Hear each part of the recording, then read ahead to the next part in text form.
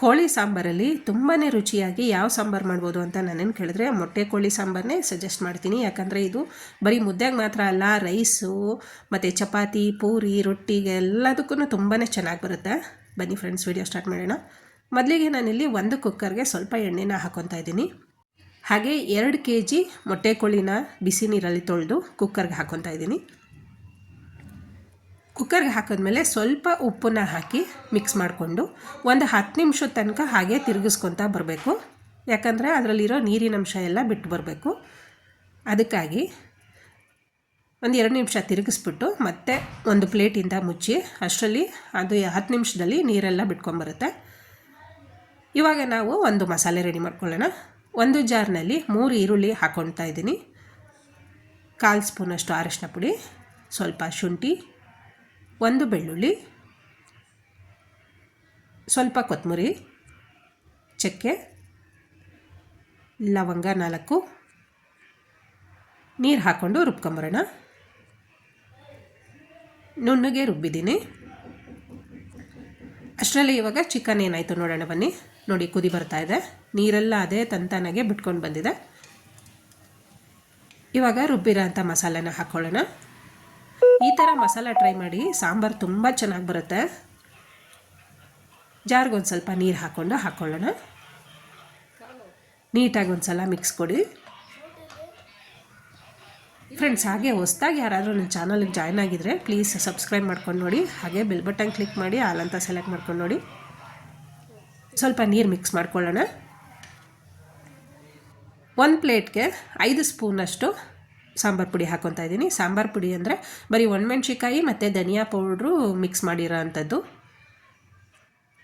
ಸ್ವಲ್ಪ ನೀರನ್ನ ಮಿಕ್ಸ್ ಮಾಡಿಕೊಂಡು ಕಲಿಸ್ಕೊಬೇಕಾಗುತ್ತೆ.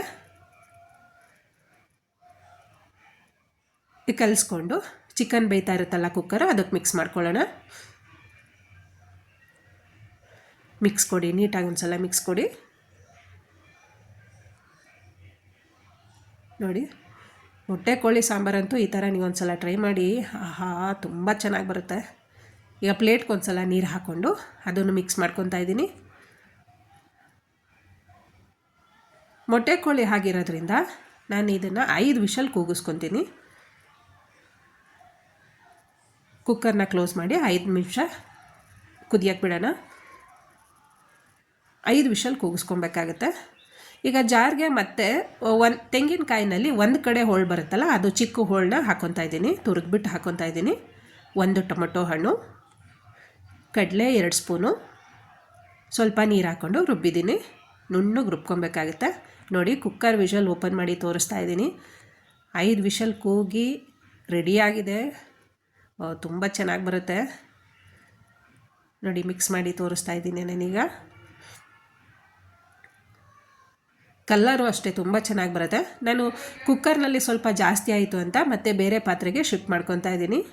ಯಾಕಂದರೆ ನಾವು ಕಾಯಿ ರಸ ಎಲ್ಲ ಹಾಕಿದ್ಮೇಲೆ ಜಾಸ್ತಿ ಆಗುತ್ತೆ ಸಾಂಬಾರು, ಅದಕ್ಕೋಸ್ಕರ ಬೇರೆ ಪಾತ್ರೆಗೆ ಹಾಕ್ಕೊತಾ ಇದ್ದೀನಿ.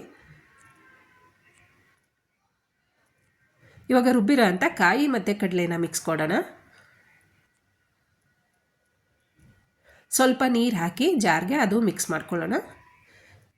ಇವಾಗ ನಿಮಗೇನಾದರೂ ನೀರು ಸ್ವಲ್ಪ ಇನ್ನೂ ಜಾಸ್ತಿ ಬೇಕು ಅಂದರೆ ಹಾಕೊಬೋದು. ನೋಡಿ, ತುಂಬ ಚೆನ್ನಾಗಿ ಬರುತ್ತೆ. ಮಿಕ್ಸ್ ಮಾಡ್ಕೊತ ಈಗ ಸ್ವಲ್ಪ ರುಚಿಗೆ ತಕ್ಕಷ್ಟು ಉಪ್ಪು ಹಾಕ್ಕೊಳ್ಳಿ. ನೀವು ಆಲ್ರೆಡಿ ಉಪ್ಪು ಹಾಕಿರ್ತೀರ, ನೋಡ್ಕೊಂಡು ಹಾಕ್ಕೊಬೇಕು. ಉಪ್ಪು ಹಾಕಿದ್ಮೇಲೆ 2 ಕುದಿ ಬರೋ ತನಕ ಬಿಡಬೇಕು. ಕುದಿ ಬರ್ತಾ ಇದೆ ಫ್ರೆಂಡ್ಸ್. ಈಗ ಲಾಸ್ಟಲ್ಲಿ ಸ್ವಲ್ಪ ಕೊತ್ತಂಬರಿ ಸೊಪ್ಪು ಉದುರಿಸ್ಕೊಳ್ಳೋಣ.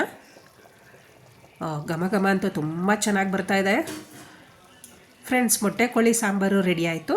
ನೀವು ಈ ವಿಧಾನದಲ್ಲಿ ಒಂದು ಸಲ ಟ್ರೈ ಮಾಡಿ, ರುಚಿ ಹೇಗೆ ಬಂತು ಅಂತ ತಪ್ಪದೆ ಕಮೆಂಟ್ಸಲ್ಲಿ ಹೇಳಿ. ಈ ವಿಡಿಯೋ ನಿಮ್ಗೆ ಇಷ್ಟ ಆಗಿದರೆ ಪ್ಲೀಸ್ ಲೈಕ್ ಮಾಡಿ, ಶೇರ್ ಮಾಡಿ, ಸಬ್ಸ್ಕ್ರೈಬ್ ಮಾಡಿ. ಹಾಗೆ ನಿಮ್ಮ ಫ್ಯಾಮಿಲಿ ಮೆಂಬರ್ಸ್ಗೂ ಶೇರ್ ಮಾಡಿ. ಮತ್ತು ವಿಡಿಯೋ ಹೇಗೆ ಬಂತು ಅಂತ ತಪ್ಪದೆ ಕಮೆಂಟ್ಸಲ್ಲಿ ಹೇಳಿ. ಹಾಗೆ ಲೈಕ್ ಮಾಡೋದನ್ನು ಮಾತ್ರ ಮರಿಬೇಡಿ. Thank you.